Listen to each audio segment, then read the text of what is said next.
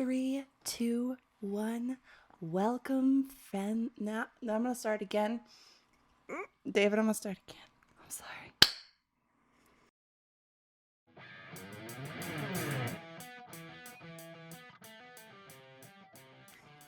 Welcome, fans and friends, once again to the Whore Next Door. I am your host, Molly Stewart, and today I'm wearing pants because I have a guest. Ooh. Would you like to introduce yourself?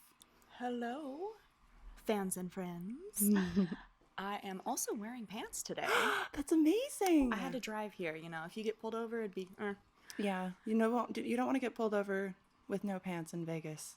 I might get out of the ticket, though. You might get out of the ticket, but it depends if it's a straight male. True. Or a lesbian female. True. There are options. I've never like gotten a ticket before. Do you? Have you? I have. I was wondering because I was perving and creeping on you a bit, and I saw that you like really fast cars, which is something. So I was kind of thinking maybe a few speeding tickets. Those up are your some sleeve. old posts. You must have been really digging. I was really digging. That's adorable. Well, it's one of those things. Like we met, we made some fun content together with Madison Ivy, and it was super fun. And then I realized that I'm gonna hit everything, and then I realized that you're local. So I'm gonna dive into all the things that make you you. And this is the way that I try to do that, because otherwise I would have to leave my house. I can always just come to your house. So how long have you been just like a part of the industry and stuff like that? So I've actually been a part of the industry for about 2 years now. Also just realized I went on a complete tangent and didn't even say my name. Oh, what? All right. Welcome again to the Hornets. All right, so this is my guest. Introduce yourself. Kay Carter. Kay Carter, and she is beautiful, ladies and gentlemen. It's too bad that she's sitting down, because I tell you, there's a lot to look at when she stands up. I don't mean that to be offensive. I look. It's not offensive. I love it. I relish in it. I love your I'm sorry. Your proportions. I don't mean to be like any which way, but I'm a professional. Your proportions are amazing, because you're like this tiny little top, and then Right? How do you even achieve that? That's amazing. I just chalk it up to good genetics, actually. Everybody hates me for that. I'm like, I work out sometimes. Yeah. I get sometimes the same thing. They're like, what's your diet plan? And I'm like, nothing. Garbage is what I put into my mouth. I don't know how I am this way. Just lucky genetics, I guess. That's true. You're just like, man, I love triple cheeseburgers. So that might... Oh my God. I could go for a triple cheese. What, like, if we were going to get burgers? Would you get, like, where would you order from? Or would you, like, make them yourself? Are you big into cooking, or you like to order out? Occasionally I cook. I like being cooked for, because I like other people's interests, and then they're really excited to share them with me. Yeah. And it just makes me happy to see the other people happy. And then I'm Yeah. like, and food. This is great. Yes. I love it. But no, basically a burger from anywhere. I just love burgers. So yeah. I love burgers. I don't know, the whole vegan thing, that I'm meeting more and more vegans, and I'm like, I don't know how to eat with you without offending you, because if we go out, it's going to be all meat all day. I'm sorry. I don't know. I think we were meant to be omnivores, we got all the teeth, and, some animals suck. So, just eat them. So where are you from originally, if that's something you would like to talk about, and if not, that's totally cool too, and we can along. No, I am from Arkansas. Okay. So Southern gal. That's awesome. I think Arkansas is one of the few states that I've really only driven through, maybe like a corner of. Like, it's not been much there. So like, what about Arkansas did you enjoy when you were growing up? Nothing. Oh, yeah. So like, there's the northwest corner of the state is a good area, because that's like college town and like the Ozarks, so it's like super pretty up there, and there's a lot of stuff to do there. But that's not where I lived. Of course. I lived like 2.5 hours from there. Yeah. And that's speeding, so like 3 hours going the speed limit. And whoever really does that. Right? I don't know. I think that from the amount that I speed, I think it's very lucky that I've never gotten a speeding ticket. But As far as your whole little fast cars and freedom lifestyle, what is like your favorite car that you've had? See, that is so embarrassing because like I've had a 370Z and it was Ooh. amazing and I loved it, but I also had a Miata and that was my favorite one. Oh, I keep hitting this mic. Why don't I just like box it? Like, what am I doing? Beat Calm it down, up. you spaz. All right. Actually, I love the Miatas. My favorite car that I've personally owned, I used to have a Toyota MR2 Spider. Oh, I want one so bad. And I had him in yellow, my little Mr. Beep Beep. He had like the TRD hard top from Japan, and oh, beautiful car. I wanted so bad to get a Targa top for the Miata, but it was like $3,000 from overseas, and I was like, the car was half that price. Yeah.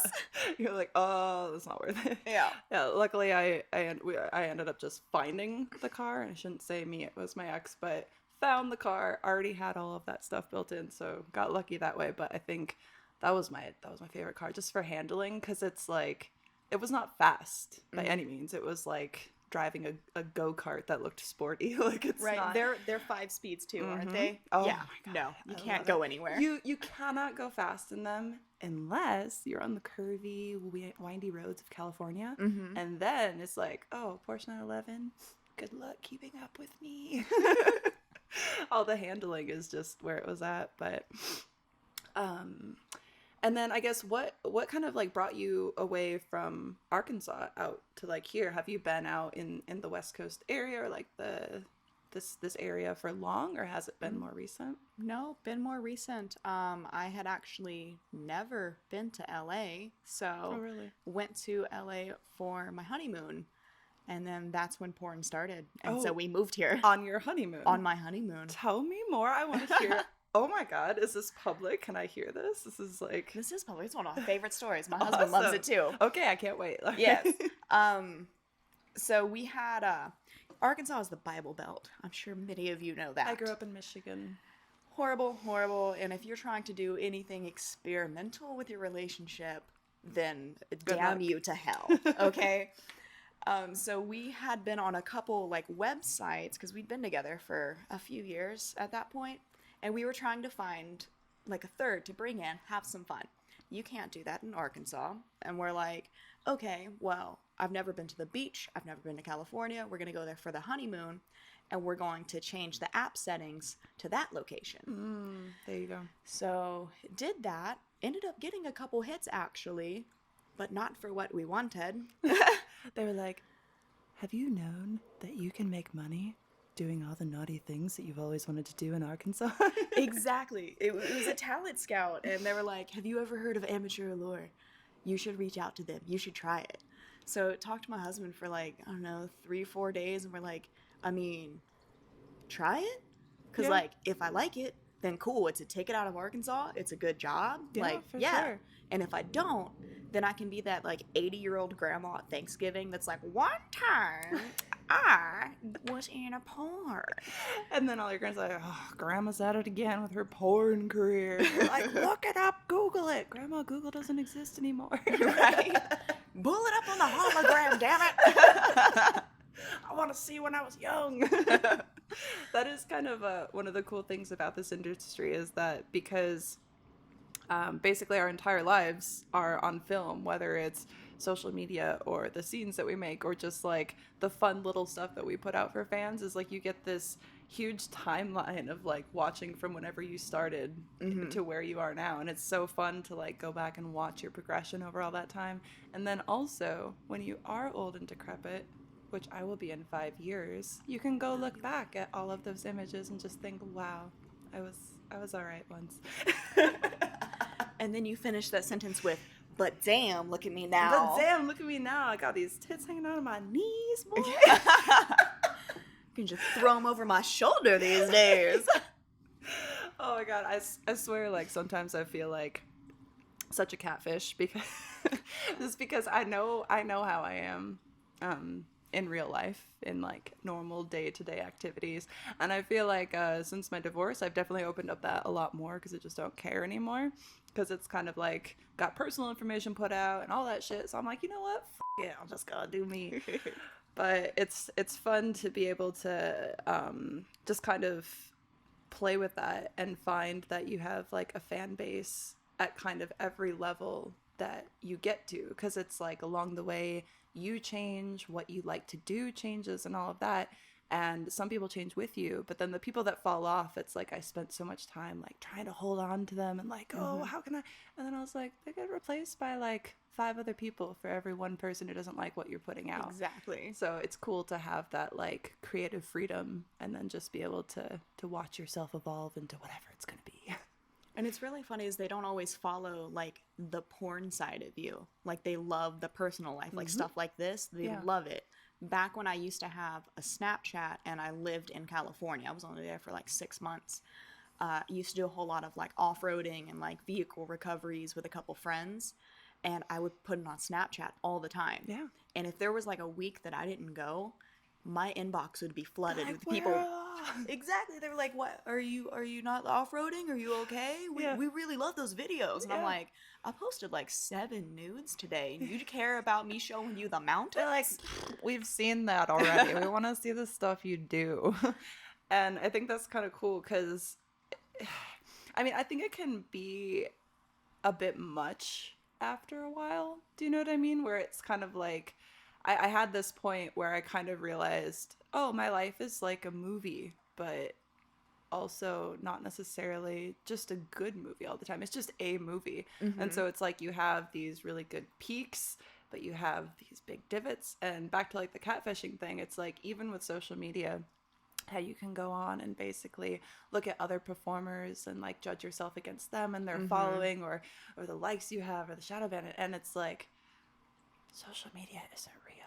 Just like porn isn't real. And it's like that. I always would tell people for so long, porn isn't real. Know that. And I'm like, but I gotta tell myself, yeah, porn isn't real.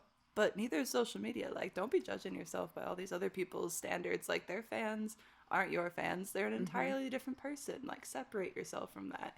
And everybody's always putting out their best foot forward on social media. It's all lies, you know? Exactly. Like, it's like if you're miserable, well, I mean, I guess some people play to like the crying on their stories pity card. I mean, but I don't like to do that.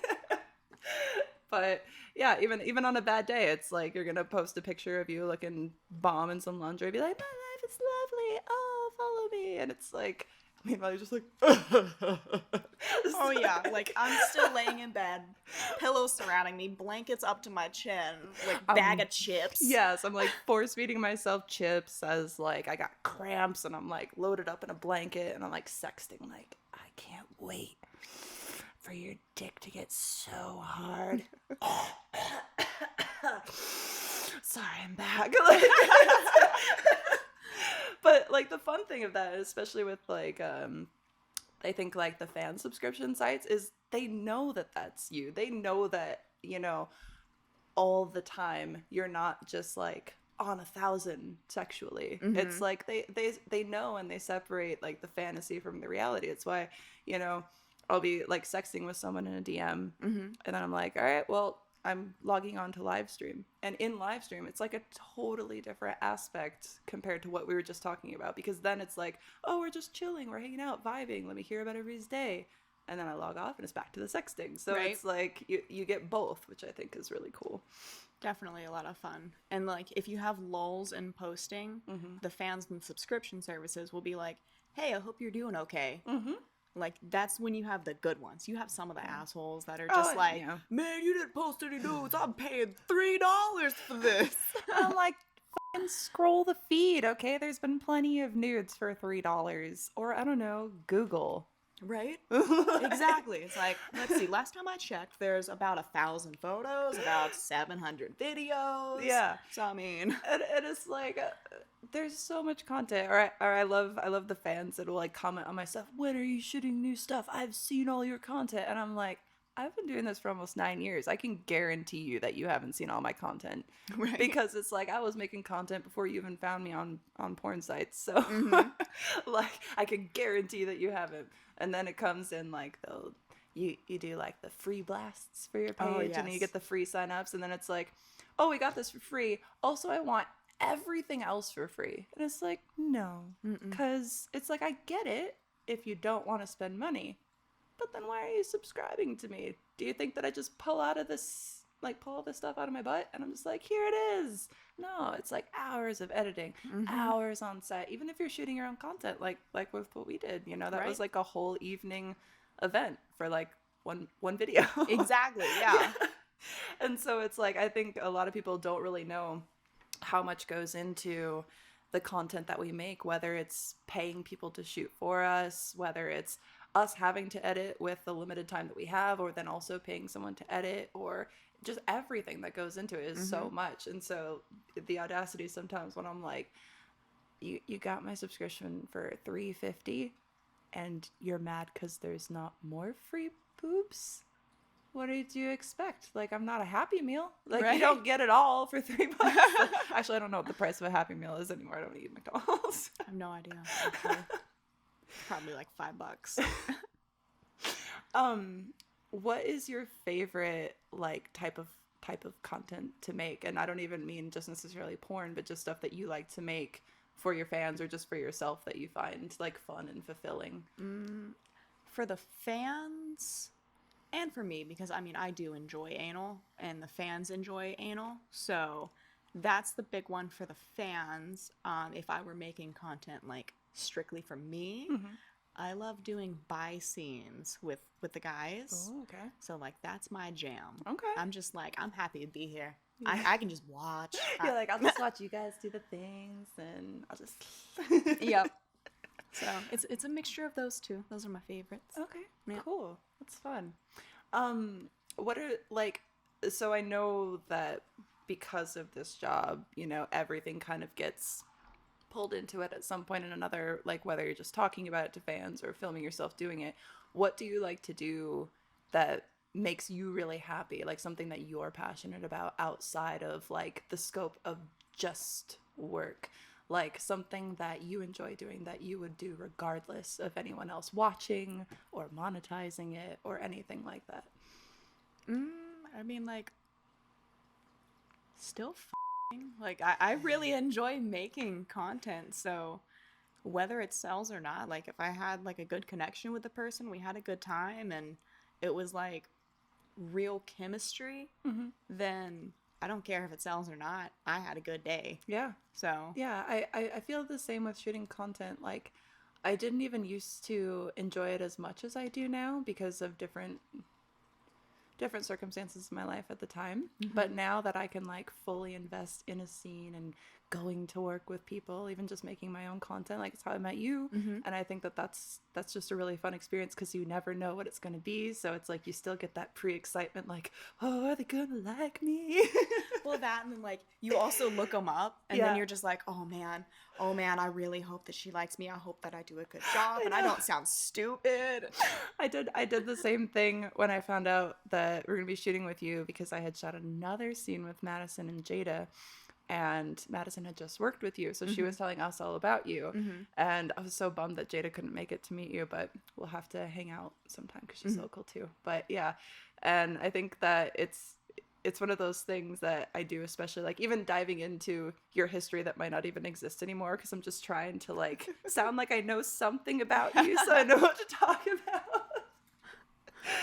Oh, fudge. But did I say fudge? You said fudge. I've been like actively like going back and forth between trying to censor myself for YouTube, but like to be friendly, but I say too much, so I'm sorry. It just made me want fudge. So oh god, fudge. Oh, fudge reminds me of Mackinac Island, which reminds me of growing up in Michigan, which reminds me of all the Bible-ness in Michigan. My God. So I guess one thing that I did want to bring up, I got back to my train of thought. Okay. Round of applause. Because you grew up in like a Bible Belt area, because I did as well. I was homeschooled, so I had none of the look into like other gender, and you know, sex was not talked about. Like getting my period was a total surprise to me, and now that I'm able to like open up and really push myself into this job fully, I'm like, damn, I've always really liked this. I've always been this kind of like hypersexual person. And I never got to fully explore it because the things that I wanted and the things that I desired out of sex, I wasn't getting or wasn't allowed to have or whatever. But I think that part of the reason that I am so hypersexual is because there was so much repression from when I was a kid, to the point of like, by the time that I got out into the world and around all this stuff, it was all new to me. I let myself get taken advantage of course, because I didn't understand anything. Yeah, but I think all of that kind of just pushed me into being like, oh, I can make this my own and I can enjoy it. And it doesn't have to be this thing that, you know, God is watching and he hates you. Like, it's like, whatever, God allowed this into existence, okay? God's up there like jerking it or whatever, or schlicking it, God, and whatever. I don't believe in God, but make it man or woman, whatever you think. But do you feel like that was maybe kind of part of the reason, since you were with your guy for so long, that you were like, you know, that you already wanted to try to bring someone else like into the bedroom and to like have those explorations, but not even being able to where you were? So, like, prior to my husband, I had an ex for a very, very long time. Oh, okay. Going back to, like, the naivety of, like, being taken advantage of and whatnot. Yeah. So that was, like, a highly, highly suppressed time. And, like, events unfolded, and finally I was like, hey, if you're doing this, I want to go do this too. Yeah. And that's when it, like, really unlocked for me. And then whenever I met my husband, Brian, that's whenever he didn't hold me down for it or anything, and he was like, if you want to explore these things, let's figure it out together. I have an interest in this, how about we try this, how about we do this? And like, he helped me like grow and evolve. Okay. And so when it came time for porn, it was just another one of the let's give it a shot. Yeah, kind of like, if this is what you want to try, I'll support you, and if it doesn't work out, I'll still support you. And that's pretty awesome. That's really cool to be able to have someone that you can kind of like not go into it alone, I guess, because even I definitely didn't go into it alone, but the circumstances that put me with there, it wasn't like, oh, this is this thing, let's do it together. It was like, you know, hide all of your life and like, you know, put on this image and do this and do that, and it's like all these different paths, and it's like every time that something didn't work out that way, it was like, oh, it's my fault because I did it. And I'm like, oh, well, then you birds of a feather. Oh, yes. And I think Midwest it also... girls getting taken advantage of. Woo! Yes. I think it also helps that, like, the dumb ex was from Arkansas. So it was, like, Bible Belt nonsense just instilled into him. And then Brian's from Maryland. He's from Baltimore. So he was more just like, it, try anything. Yeah. Why not? And he used to work at strip clubs and everything, like being a bouncer. So he was, like, part of the industry without being like part of the industry, you know. Like, he had a lot of friends that were dancers, and he was able to compartmentalize like, hey, this is work and this is, you know, friendship and yada yada.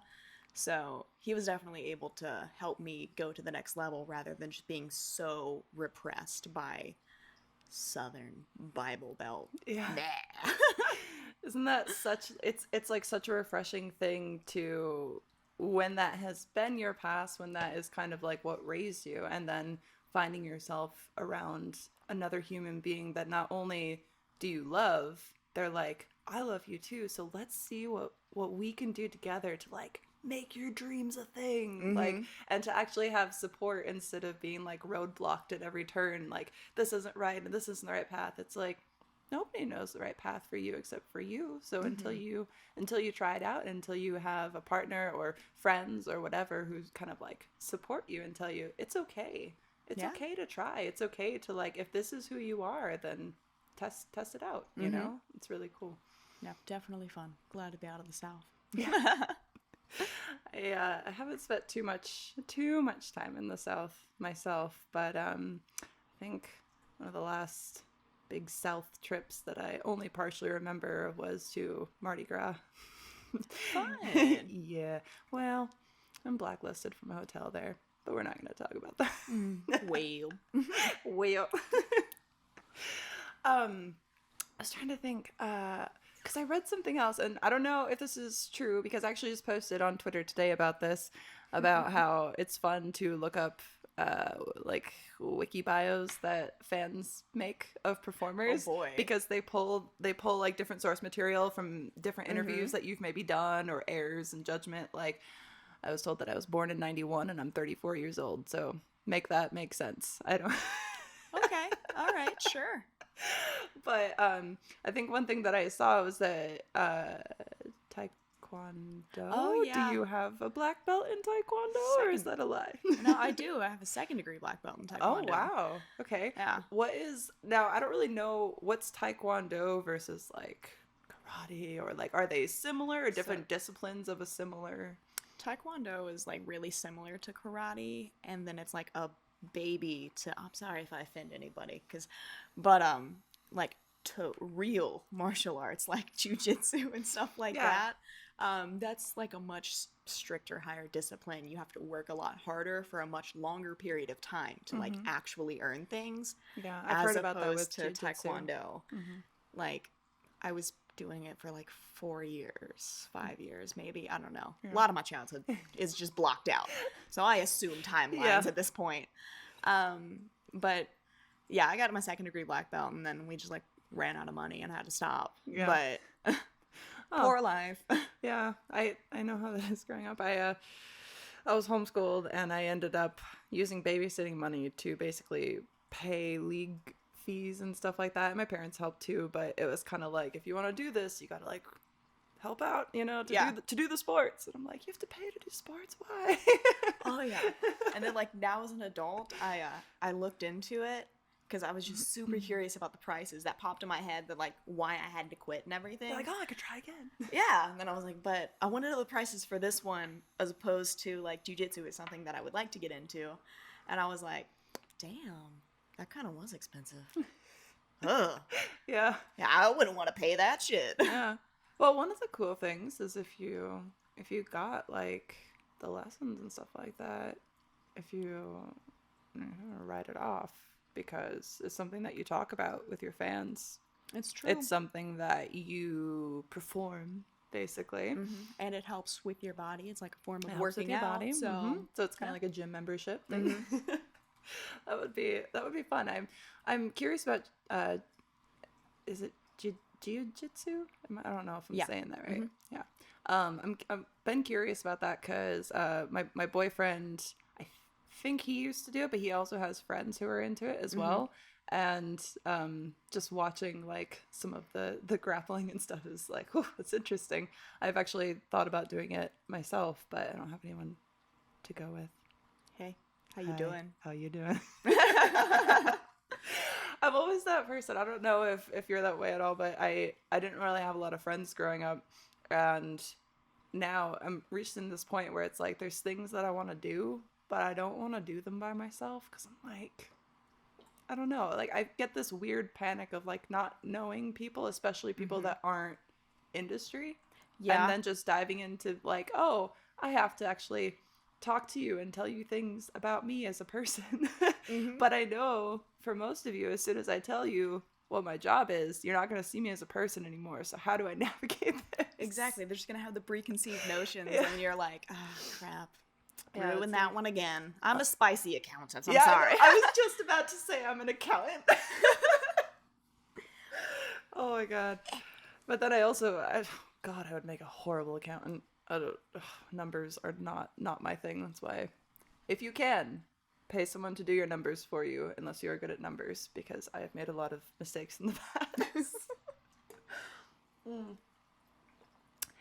So, trying to think.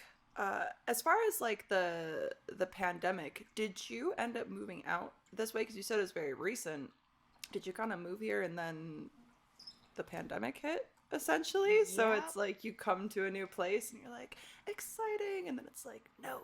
So how did you kind of like cope with being in a brand new place? And then even as far as like starting the job that you did, I mean, production was like shut down, like all the pandemic. Like I still had a couple shoots left in my contract that I'll never make up, and like all this stuff. And I ended up like, man, I lost it for a while. So how did you like kind of navigate that landscape with your own mental health and work and stuff like that? I don't know. I try to be a really optimistic person, and like everything happens for a reason. It's all a learning experience type deal. Yeah. Because I had really just taken the leap of faith to leave my job in Arkansas and come out here to do this. Yeah. Because I was making about 18 an hour in Arkansas, which is like big money. Yeah, it's for the Midwest, yes. Yeah, that's like, oh my God, you're Yeah. rich. So like I left that, a secure job, benefits, whole 9 yards. And it was a big leap of faith to come out here. So it was more of like a sink or swim. Yeah. So ride out the storm and figure it out. Mm-hmm. Because moved to LA for about 6 months while I was looking for a place here. Because Vegas is so much cheaper than LA. Yeah. And we got the house out here, and it was roughly like 2 to 3 weeks later when the shutdown happened. And so, like, we were just like, well, we made it here. Yeah. We got a place. It's the first step. So that's good. There we go. We had a little bit in savings, had some credit cards, maxed those out, paid them off now. So that's good. That's good. But yeah, it was more of just doing what we could to stay afloat. I utilized that time to learn how to do OnlyFans. Yeah. Because I sucked ass at it before. It's a learning curve, especially if you're coming into it new from like, oh, I just started and I'm gonna, shoot content for companies, and then all the companies are gone. You're like, oh no. I had no clue how to do anything. And then I was like, why do people even care about seeing my life? This is weird. So I had to get over that. That is a very, like, that curve. Like, when it first starts to sink in that you're like, oh my God, these people, like, they care about everything that I'm doing. Mm-hmm. Like, to be under that spotlight all the time. Like, how has that changed, like, your perspective or feelings maybe about like yourself, about society, like kind of going from quiet little country girl in Arkansas out to suddenly your image is everywhere, like you're all over social media, your name starts blowing up, people start knowing you. How did that kind of like affect you? It actually like resonated really well with me. I had said years and years and years as I was a teenager that I was not meant to be in Arkansas. I needed to like get out of there somehow, some way. I was destined for bigger and better things than just working a dead-end job my entire life. Mm-hmm. Like I couldn't imagine it, and I wanted better opportunities. So when the opportunity came, and it was a huge learning curve and figuring everything out, and then learning that, people cared about me getting my morning coffee and stuff like that. It was just kind of a, okay, yeah, I like this. I can do this. Yeah. And so it just resonated with me well, actually. So that's really cool, especially like because where you come from, and maybe it's different, but this was my experience a little bit, was just basically like, here's me doing all these things that I was always told, never do this, never do it, and I'm like, I'm breaking the law. Not the law, just the rules set down by God and my parents. So but and then to be doing all that, and then it's like at first it was difficult because it's like, oh, here's these people that I thought were my friends, that they're like, oh, you do this now, deuces, like I'm not talking to you anymore. But then it was kind of like, oh, well, them, like they're jealous. Like I'm getting paid to do shit that they do for free to fuck boys. Like, like who gives a shit? And then also for all the negativity, there's all these people who, I still have fans with what I'm doing right now. So it's kind of like, it's no matter what you do, there's going to be people who like you and there's going to be people who don't. And I think if anything, this job kind of just made me see that it's like, because I'm such a people pleaser, and it's like, I want everybody to like me all the time. I'm working on it in therapy. And so like, just to have that realization that you don't have to be the best at everything. You're never going to be the best at everything. You might never be the best at anything, but to some people, you're the bee's knees. So it's like, just go with that, ride with those vibes, And it's cool to be able to have a place where you can just fully express yourself, whether it's sexually or whether it's stupid podcasts that weren't supposed to be a thing and now they are. And I think that it's a fun, just creative journey. I don't think that any other job that I've had, or any job that I thought that I would have this level of creativity and just self like put into it. Because I feel like a lot of jobs just drain all of your essence out of you, and that's why there's a lot of miserable people. It's true, yeah. And then like when you have to work for somebody, it's, oh, can I please have off this day? I know you have me scheduled, but you know, I can get someone to cover me, and you know, my grandma's having to do this and my world is ending, da da da da. And but like with this one, it's, hey, yeah, I'm just not gonna work. Yeah. Thanks. I'm not gonna be on today. And they're like, cool. Yeah. See you next time. Like, you don't owe an explanation to anybody. There's not any like real repercussions for it. You know, somebody might get mad, be like, I'm unsubscribing, and then you're like, okay, thanks, I lost a cup of coffee. Yeah. All right. Thanks. I'm gonna cry about it with all the money that I'm just kidding. But I think what's cool is also that like it's one of those things too that even if I've had this situation before where someone's being like a dick, right? And I'm like, hey, here's the reason. And they're like, oh shit, like, I'm sorry. Like, oh, let me tip you to make up for me being a dick. You know? Yeah. And like that's cool too. So it's, you know, there's good people everywhere, there's bad people everywhere, whether it's people you work with or people who are paying to subscribe to your page. So I think just kind of being in this landscape of like everybody is always judging you, everyone's always doing something that you're not, people are copying you, whatever. You just have to separate like the self from that and just look at it as a whole and say like, you know, that's kind of what I do now, partially because so much of who I am is the job now, but it's kind of still a separation of me and Molly, because I think one of the big issues that I had is like for so long it was the same. It was like the same. There's no Molly and me. It's all Molly.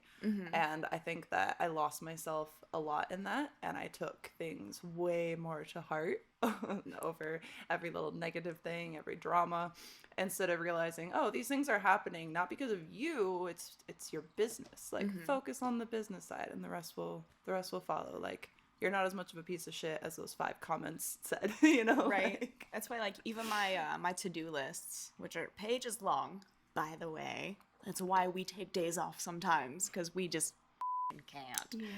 But no, even my to-do lists, I have them separated into, this is Kay's to-do list, this is my to-do list. So I don't know, this might be presumptuous, but when we were shooting together, I didn't mean to, but I saw that you had a bunch of different alarms set on your phone for each time of day, and I do that. So that, like if I have a day where I have so many things to get done, I not only have all of my lists, but I have the timer reminders to remind me to do the things on the list, because I get so distracted with everything that I will never get anything done if I don't have this thing constantly reminding me to do your job. It's true. It's like my wake up alarms, and then like breakfast for the family, because like I have a whole ass family. Yeah. So that, and school alarms, and then there's all my posting alarms, and then dinner and bedtime stories and homework and whole 9 yards. Lists save my life. I don't know how people get anything done without lists. Maybe other people just aren't doing as much as us, but I know a lot of people I've talked to in this industry who are like lists, you know. Yes. But when I talk to people outside of it, it's like, you have to do that, like, just to get stuff done. And then I'm like, what are you doing?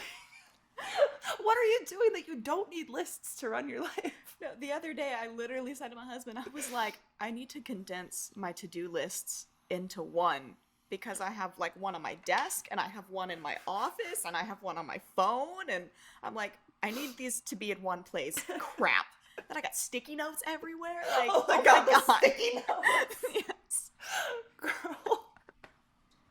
All right, so when I first moved in, that big window out front, I had it covered up with just like black or not black, just like brown construction paper stuff. So my neighbors couldn't look in because I'm naked all the time. Yeah. Naked neighbor.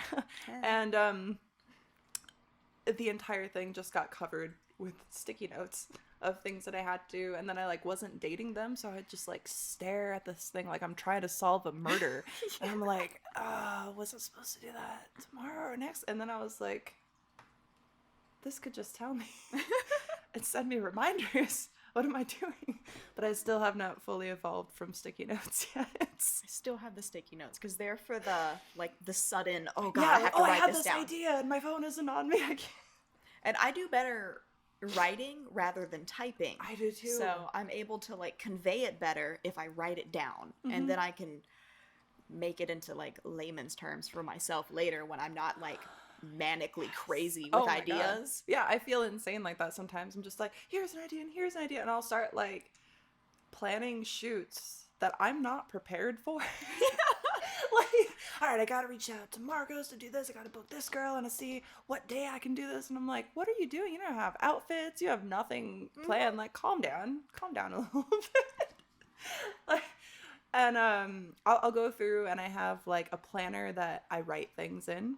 And then I have the sticky notes. And then it's all a matter of slowly compiling that into my phone so that my phone reminds me, but I'm still just writing around. I'm sure that I annoy like everyone who's ever worked with me for the most part. If I've set it up, I'm sorry. Like, I'm that person who will send like 10 messages like like because I type as I think instead of just one cohesive small message that relays everything. And I'm really trying to work on it. See, I do like a middle ground there because I don't send like multiple messages, but I will send a very long message broken up into different segments. So like type, and then you enter, and so you have a little like blank spot for the next thought that comes in. And then I send this like freaking long paragraph, and it's just 17 thoughts drawn together. I'll do that like sometimes, because sometimes my brain will be like, hey, think about this for a minute and don't just send the messages. But then it turns into that type of message. And I'm like, okay, well, I feel like now I've said way more than I would have if I just sent 10 little messages. And then you send the follow-up of like, my man. Yeah, I'm always like, at the end, I'm always like, I'm sorry, I'm sure this didn't make any sense. Like, on everything, they're like, no, it made sense because you detailed the entire thing from start to finish, which was totally unnecessary. Yeah. But now you know. So.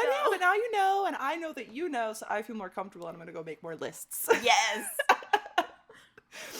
Because now that we've completed everything on the list to get you on board, now I have another list to make sure that it goes off without a hitch. And then a backup list, just in case. And then the sticky notes.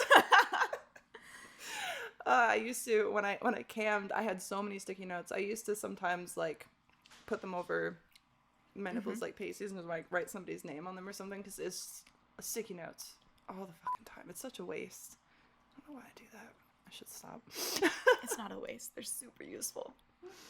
But yeah, no, because I have I have my wall calendar, my phone calendar. And those are for like all my shoots and all my events, and then the desk calendar, which is for all of my posting and like appointments. And then I have a blank whiteboard behind my desk for, okay, I need to make this video for this person, and I need to send this to them, and, well, don't forget that you have content with so-and-so here, and just because that hasn't made it to the actual calendar yet.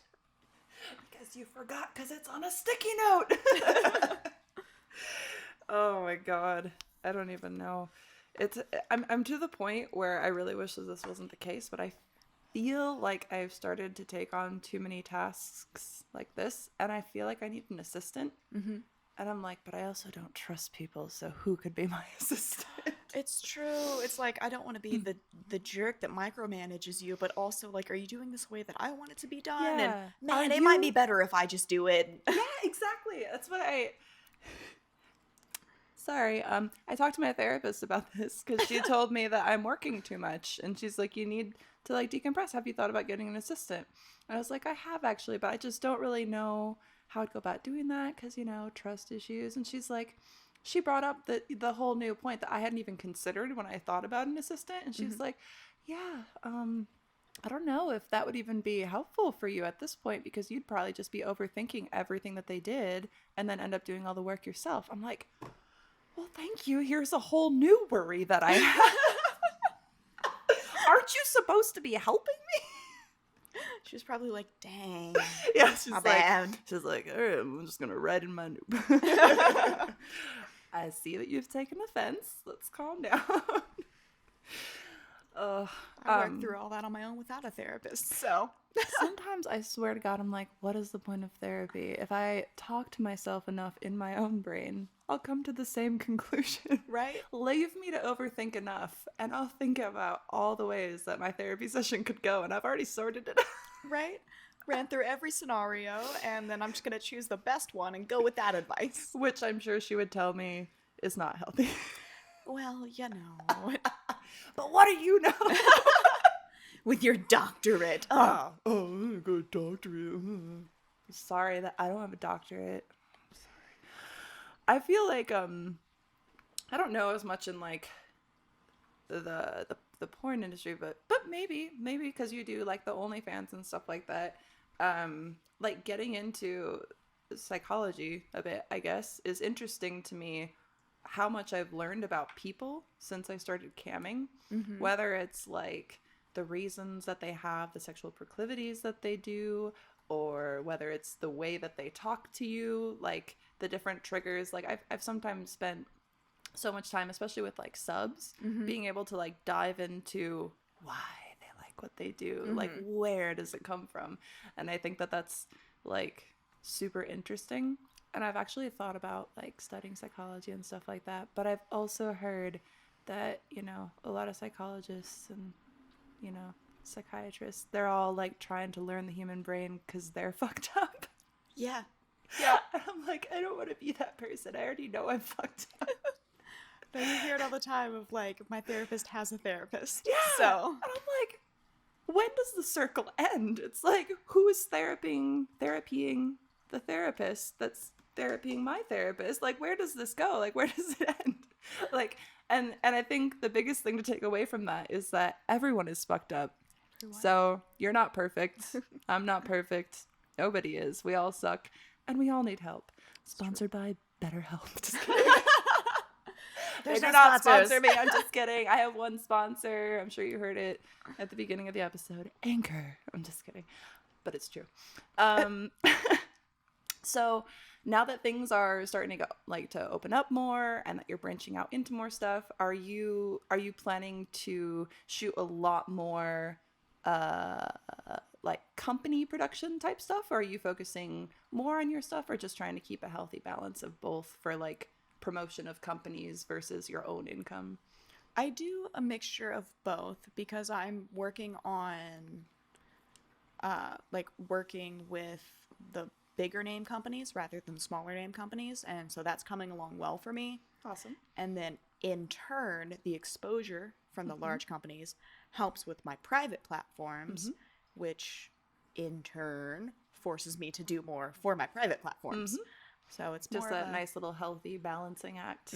Yeah, I think going from camming to shooting for companies, that was like the biggest thing that I noticed. It wasn't like, you know, I think some people are still under the assumption that like when you shoot a scene, you're making so much money, but you're not. You get paid like one fee and that's it.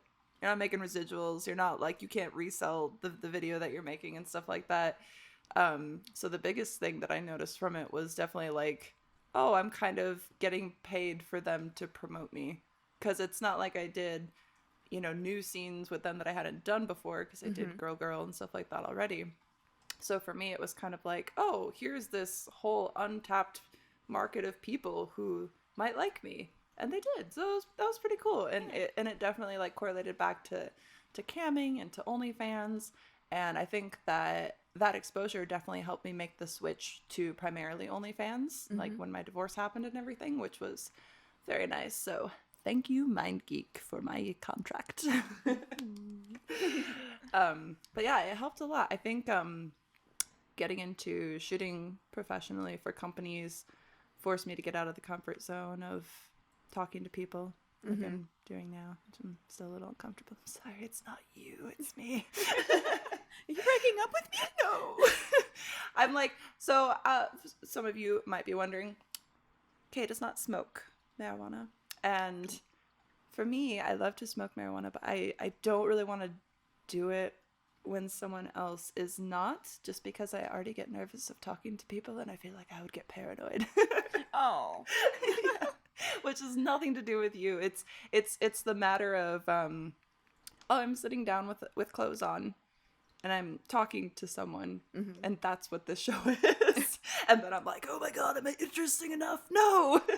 I'll have to like be on my edible next time. Ooh, actually, we should hang out soon and I have a couple friends in the area have a big pool and weed day. I'm planning one soon. So you're welcome to bring things that are not weed or partake of edibles. It would be fabulous. So where do you see yourself kind of like pushing this towards? Are there scenes that you have not done yet, like stuff that you want to do, or are you kind of just like testing everything and kind of feeling out what all the different things are at this point? Do you know what I mean? Like some people go in with this expectation of I want to do this year and I'll progress to this and I'll keep going on this track. So I was just kind of curious your thoughts on that. So I actually didn't get the chance to do like the progression like that because in order to like move across the country, I had to get as much money as possible in a short period of time. So instead of doing the thing where you start out with like girl and then okay, now I'll do boy girl, okay, and then now I'll do groups and then anal and then this, I didn't do that. I was just out of the gate and like, hey, I know how to do butt stuff. Yeah, let's like, do that. I'm gonna do the things. So I didn't really give myself like a good ladder in that chance. So it's more of just stationary with the scenes that I'm at now. I have thrown in like an occasional like gangbang or something like that. That's a fun like, hey, she hasn't done many of these, yay. But it's more so just like the progression for my performances and for like how I can come across on the screen and like working on dialogue. And that's what's getting me to like the bigger companies. So rather than going up in steps about how like what I perform, I'm going up in steps of how I perform. I love that.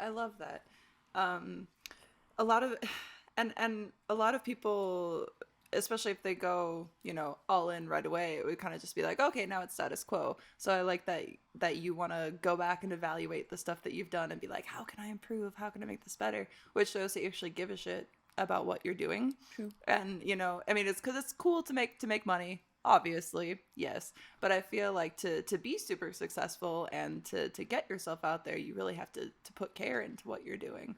So that's really cool. Just my goal. That's I love my it. goal. I think that there's always a benefit to going back, and I mean I do it all the time. I look at like the first magazines I was in, or like early shoots, and I'm just like, Yeah. But it's like, all right, calm down, separate. How can we improve from this? And it's like, I mean, I still do stupid shit like in front of my mirror. Like, all right, how can I pose that will look better the next time that I'm doing something? Or like, being in a scene and then just getting into it and then thinking like, oh wait, I gotta open up somehow. How can I open up? Like, and so it just becomes a thing that gets easier and easier as it goes along. But I think also until I started shooting professionally, I didn't care about that at all, because it's just like webcam shows. So it's like you clear the goals, you do this stuff live, and you set up a camcorder and hope it catches something, Right. So I think I love shooting. I think it's just like such a magical experience just to basically go and put on a character, whether it's a character that's been written for you or whether it's just your porn persona. It's like, I'm gonna show up, someone's gonna glam me up, I'm gonna hang out with these people, it's gonna be super fun. You take in the photos, you're learning every time, you're experiencing new people, experiencing new sex, and I think this industry actually taught me how to have better sex, Yeah. which is awesome. Yeah. Because I had a lot of really bad sex, so Yeah. I'm sure that you can attest to that too. It sounds like That I can. Learn some fun tips and tricks, and you get to add those in. And you're just like, man, yes, this is cool. Even some stuff I learned from from other boy-girl performers, and I'm like, oh, you do that? Oh, I'm gonna try that like in my own personal bedroom, you know? Like, it's cool, and I think it's fun how open that we can all be with that kind of stuff. Like, there's people just expect it's like you show up and like, oh, I'm on my period. It's like, all right, well, shove a sponge in there and we'll make it happen. like what? I've never been someone who can be like open about my bodily functions. Like, it wasn't a thing. Like, you know, growing up, like, you don't talk about that stuff. And here it's just like, now I tell my guys, yeah, we're not doing toys today because it's Shark Week, so I'm bleeding. And they're like, gross, why did you tell us? I'm like, because it's real. Right. I think that's my biggest thing now, is wanting to bring some realness to people. Maybe that's why I'm doing this. I don't know, because it's like, it's the whole thing of porn isn't real, social media isn't real. So if people are really the fans, then be prepared, because there are whole ass human beings in here. You know, it's like, we have all the same stuff that you do, the same shit. Literally. I'm sorry. Like, literally. Like, the cleanup breaks for the anal days. Like, I was petrified the first time somebody was like, oh, got a little butt jelly here, let me wipe it off for you. I was like, oh my god, no, I'm so embarrassed, I'm mortified. And they were just like, no, it happens every scene. I'll just wipe it up, toss the baby wipe over here, we're good to go. Yeah. Like, I'll clean it for you. I'm like, don't touch it. I'll do it myself. I'm so sorry. Yep. Like, I worked with a girl once, and that ended up happening to her. She was newer, and she started bleeding during the scene. And it's like, but it's like, I wasn't gonna tell her. I was like, wipe it off to the side and keep going. I'm sorry, but like, sack up, guys. Like, eat the pussy. It's not that scary, okay? Like, iron or something. I don't know. Like, it's fine. Like, it was my friend Marco says, you gotta eat the stink out. Okay, just do it. If you do not eat pussy on a regular basis, and like, you have a partner to regularly eat their vagina and you're not doing it, fuck you. This is also coming from someone who was in a relationship for almost a decade and had my pussy eaten twice by this person. Horrible every time. Take advice, take cues, watch videos, learn how to do stuff. Even if your dick game isn't that strong, tongue's where it's at for most women anyway. It's true. Like, it's true. Because a lot of women, I've come to find out now, can't come from internal penetration. A lot of it's external. So much is external. So that's why the rabbits, the vibrator with the rabbits, they're so important. Yeah. For so long, I had no idea that, like, because I can come internally. I had no idea that there's so many women who, like, can't, or it's, like, super hard. But for me, I'm just like, just jab my cervix. Like, like, the external is good too, but some women, they just need that. So even if you're a 2-pump chump, just take care of business with your tongue downstairs first. She will thank you for it. She will clean up all the mess. Love the pussy. Yes. That's all I ask. Yes. Do you have anything big on the horizon that you want to talk or promote about? Well, I mean, we have touched on the Madison Ivy content. That's just elated with that. I am so excited. I like that. I had not worn a strap on in a very long time. I forgot how much I love it. Like, I was driving back from the shoot and I called my boyfriend. I was like, I love having a dick. He's like, so what? True. It's like, don't worry, baby. I don't want to peg you. I just want to fuck girls with strap-ons. It just makes it, I don't know. It makes me feel powerful, man. Like, it's fun. I hope it was good for you. It was fantastic. You did a great job. Thank you. You did a very great job. Thank you. I like to look at this little clear rubber appendage as like an extension of myself. No, you were doing so well. I was like, man, the gluteus maximus, those muscles are going to be so sore the next day. I feel so bad for her. The next day? The next few days. So it was a 40-minute drive home, and I thought I was fine. Talking in the car. Stood up out of my car and almost fell over. I was like, oh, My hip abductors. I am old.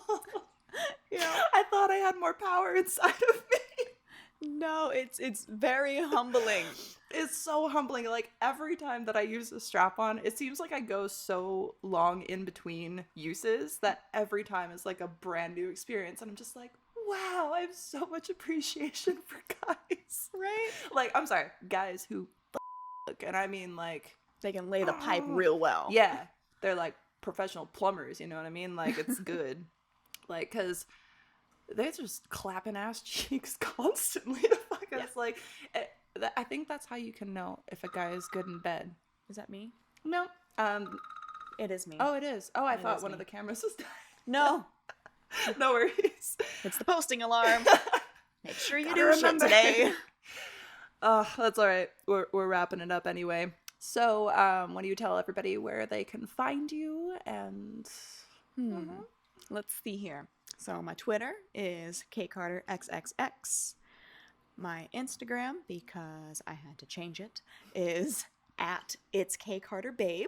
Nice. And if you just go to my website, then it has all of the extensions to the various platforms that I use. Cool. And that is just babebunch.com. Nice. Yep. I love it. Bunch of babes. Thank you guys for joining us today. I hope that you enjoyed this interview, and we'll see you next week. Mwah. Mwah. Awesome.